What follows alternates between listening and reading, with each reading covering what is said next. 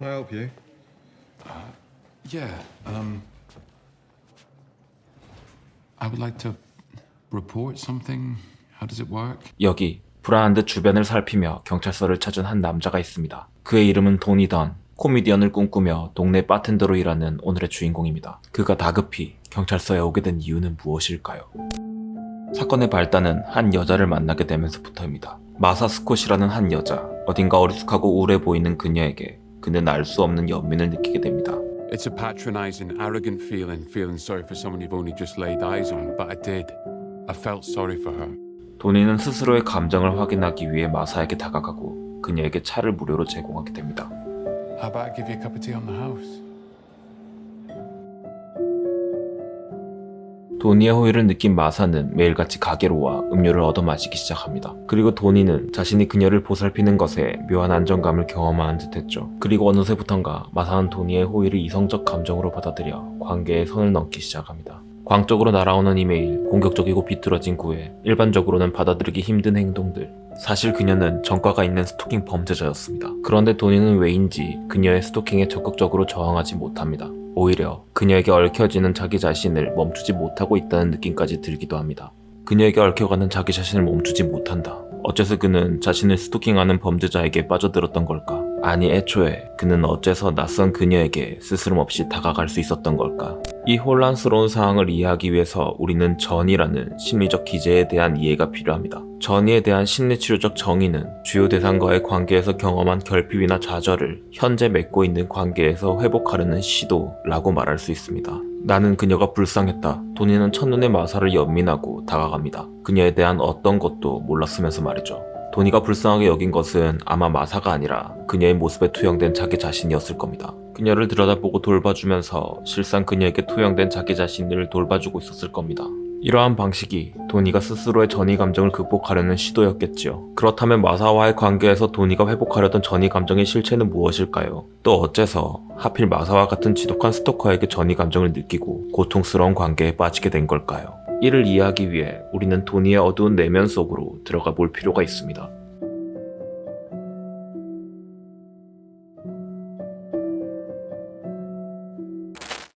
마사와의 갈등이 고조되면서 도니는 과거의 한 단면을 회상합니다. 그는 코미디언으로 성공하기 위해 어느 펍에서 노력하고 있었죠. 그때 데리언이라는 한 남자를 만납니다. 데리언은 도니의 재능을 알아보는 듯 했고 둘은 급속도로 친해집니다. 그러다가 데리언은 갑자기 도니로부터 사라지더니 어느 날 갑자기 또 연락이 와 같이 글을 쓰자고 제안합니다. 도니는 이 데리언이라는 남자에게 정신적으로 의지하고 있었습니다. 아마도 그의 재능을 인정해주고 나아가 유능한 프로듀서로서 자신을 이끌어준다는 느낌을 강하게 받았기 때문일 테죠. 도니는 데리언이 시키는 건 뭐든지 할 수 있을 것만 같았습니다. 이 달콤한 인정에 대한 대가를 지불해야 하는지도 모르는 채 말입니다. 어느 날 도니는 데리언의 집에 초대받습니다. 그리고 끔찍한 일을 겪게 되고 맙니다. 이후 도니의 내면은 완전히 망가지게 됩니다. 특히 그는 자신의 성 정체성에 혼란을 경험하게 되죠. 동성음란물을 보며 성적 흥분을 경험하는 자신, 자신을 스토킹한 마사에게 성적 흥분을 경험하는 자신, 그러나 정작 사랑하는 연인 앞에선 힘껏 주눅들어 버리는 자신. 이런 자기 자신을 도니는 어떻게 받아들여야 할까? 폭력에 길들여지고 만 것일까? 아니 난 원래 이런 사람이었던 걸까? 대련 그자 때문이다. 그자 때문에 내 인생은 온통 망가진 것이다. 어쩌면 그때 그자의 집에 가지만 않았어도 이런 일은 일어나지 않았을 것이다. 아니 어쩌면 그때 그가 권한 약을 받아 먹지만 않았어도 이런 일은 일어나지 않았을 것이다. 아니 어쩌면 그때 그자의 연락을 받지만 않았어도, 아니 어쩌면 그때 킬리의 말을 들었어도, 아니 어쩌면 그의 인정을 갈구하지만 않았어도, 아니 어쩌면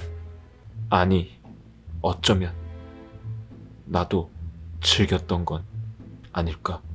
그는 혼란에 빠졌을 겁니다. 성폭행을 당했지만 그때의 폭력과 유사한 성적 자극에 반응하는 자신의 몸을 보면서 혼란감과 수치심, 분노와 죄책감각 같은 여러 감정들이 스스로를 괴롭혔을 겁니다. 혹시 그도 그때의 성폭행을 무의식적으로 즐겼던 것은 아닐까요? 아니요, 저는 그렇게 생각하지 않습니다. 아마도 그가 동성애 음란물을 보며 성적 흥분을 느끼고 탐닉한 이유는 스스로의 트라우마를 심리적으로 통제하고 극복하기 위함이었을 거라 생각합니다. 동성 음란물이라는 매체를 보고 있는 자기 자신이 영상 속 행위자들보다 우위에 서서 그때 데리언에게 자신에게 겪었던 상처를 무의식적으로 통제하고 이겨내려는 시도였던 것 같습니다. 그런 방식으로 성적 극치에 다다르면 아주 잠시 동안은 평온함이 찾아왔을지도 모릅니다. 그러나 이렇게 혼자서 어두운 방구석에서 시도하는 온갖 노력들은 스스로의 트라우마를 이겨내고 극복하기보다 결국은 근본적인 문제를 해결하지 못했다는 좌절감을 더욱 불러일으켰을 겁니다. 다시 마사와 이야기로 돌아와 우리는 질문해야 합니다. 어째서 도니는 마사라는 스토커에게 끌렸는가? 어째서 그는 마사를 거부할 수 없었는가? 저는 이 도니의 심리적 상태를 두 가지 층위를 두고 바라봐야 한다고 생각합니다. 첫 번째 층위는 성폭행 트라우마입니다. 도니는 대리연에게 성폭행을 당함으로써 세상이 두려워졌을 겁니다. 나아가 타인이 두려워졌을 겁니다. 그래서 겉으로는 아무렇지 않은 척 살아가고 있으면서도 정작 자기 마음속을 드러낼 필요가 있는 연인과의 관계에선 자기의 속모습을 감춥니다. 아니, 정확히 감춘다라는 표현보다 감춰진다라는 표현이 더 알맞을지도 모릅니다. 작품에서 사랑하는 사람과 성관계를 가지려 하면 흥분이 어렵고 관계를 회피하게 되는데 이 장면이야말로 도니의 속모습이 자기도 모르게 감춰져 버리는 대표적인 장면이라 볼 수 있습니다. 생리적인 수준에서 스스로가 훼손되었다는 느낌이 경험되었던 것이죠. 도니의 심리적 상태에 대한 두 번째 층위는 유년 시절부터 만성적으로 경험되었을 자기 혐오의 정서입니다. 사실 도니의 어린 시절이 구체적으로 묘사되지 않아 이 지점에 대해 이야기하는 것이 조심스럽습니다. 그러나 저는 높은 가능성으로 도니가 부모와의 관계에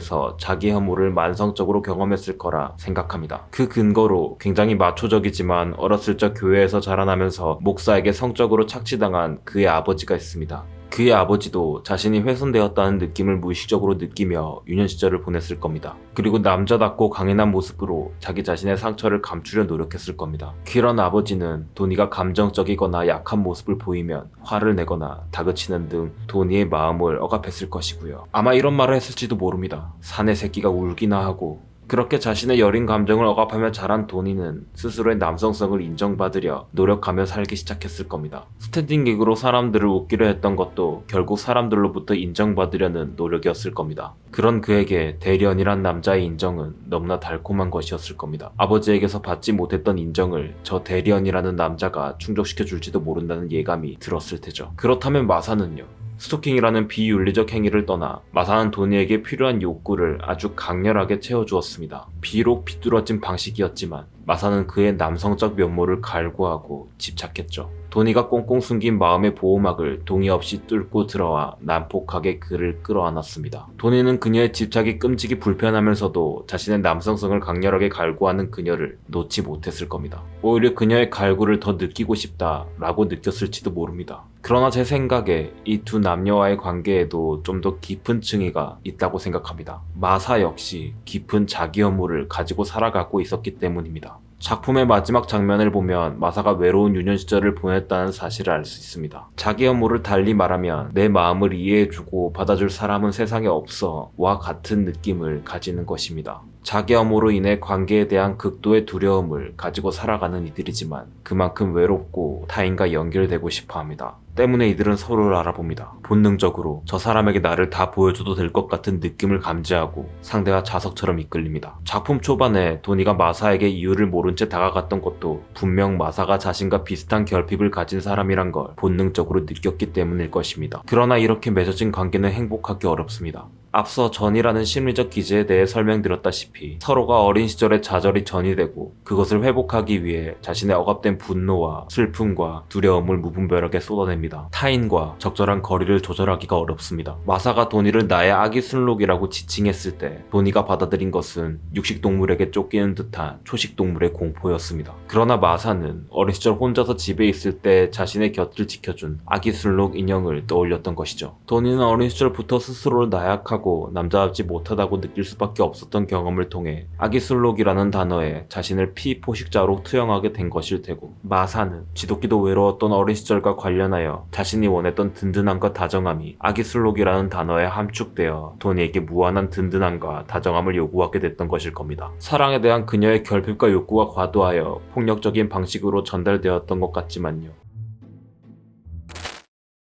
여러분은 누군가를 사랑해 본 적이 있으신가요? 아니 정말로 타인이라는 존재를 사랑해 본 적이 있으신가요? 저는 심리학을 공부하면서 이 질문에 대한 확신을 하기가 점점 어려워지는 것 같습니다. 누군가와 연애를 하고 마음을 나누며 사랑한다고 믿고 있지만 사실 알고 보니 그 사람을 사랑하는 게 아니라 그 사람에게서 투영된 나의 결핍을 그리고 그 결핍을 그 사람이 채워줄 수 있을 것이라는 환상을 사랑하고 있었던 것 같습니다. 그리고 이 환상이 전이의 본질적 속성이기도 하지요. 그래서 스스로의 전이가 어떻게 일어나는지 이해하지 못하면 타인과 제대로 된 사랑을 경험하기가 어렵습니다. 우린 미성숙한 사랑을 하기 일쑤입니다. 상대방에게 나의 유아적인 욕구를 쏟아냅니다. 살면서 그 누구도 받아주지 못했던 나의 결핍을 상대방에게 일방적으로 끌어안아 달라고 요구하고 받아주지 못하면 깊은 시리에 빠져버리곤 합니다. 상대방이 다정한 엄마가 되어주길, 든든한 아빠가 되어주길 바라지만 정작 그 상대방도 마음속에 유약한 어린아이가 있다는 사실을 이해하지 못합니다. 성숙한 사랑이란 뭘까요? 나의 어린아이 같은 전이 감정을 타인에게 내비치면 부담을 줄 수 있으니 그것을 참고 어른인 척하면 그게 성숙한 사랑이라 말할 수 있을까요? 그렇지 않습니다. 그렇게 스스로의 마음을 억압하다가는 어떤 형태로든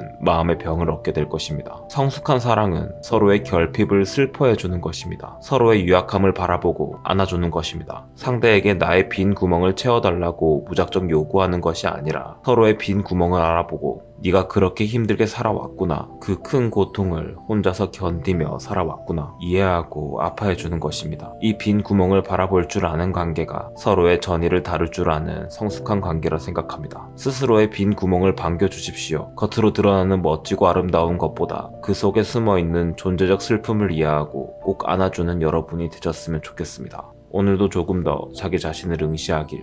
이상 심리상담사가 영화를 보는 관점 상영관이었습니다.